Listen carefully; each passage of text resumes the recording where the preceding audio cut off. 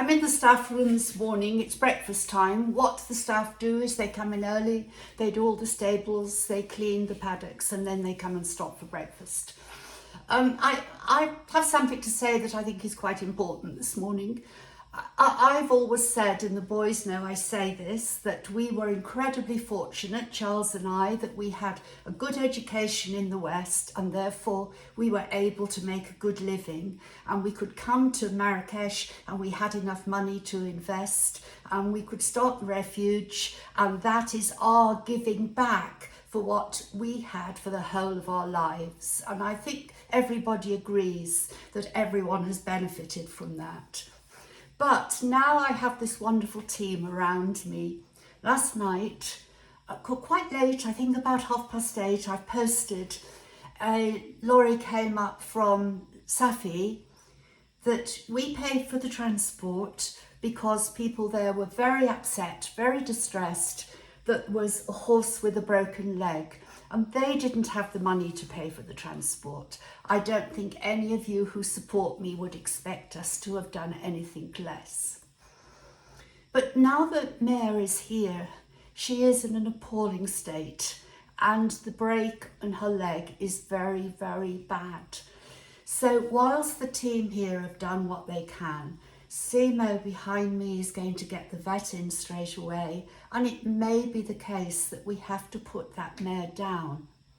So this is the important part of what I say to you.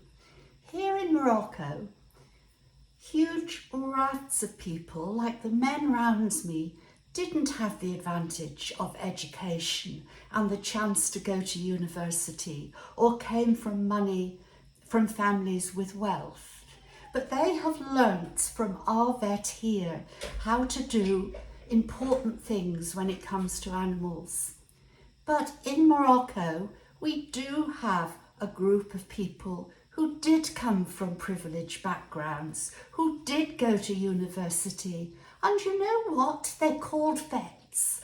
So I today am calling out the vets in Morocco, not our vet who comes here, not our vet who we don't owe a dirham to, do we? We really don't. We have no vets bill here.